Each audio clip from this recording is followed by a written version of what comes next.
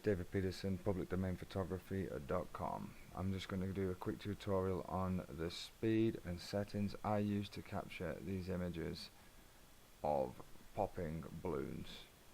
So the best thing for you to do, guys, is to set your shutter speed to 1/1600th, f-stop 3.4, ISO 1600, and as you can see here, there's a beautiful selection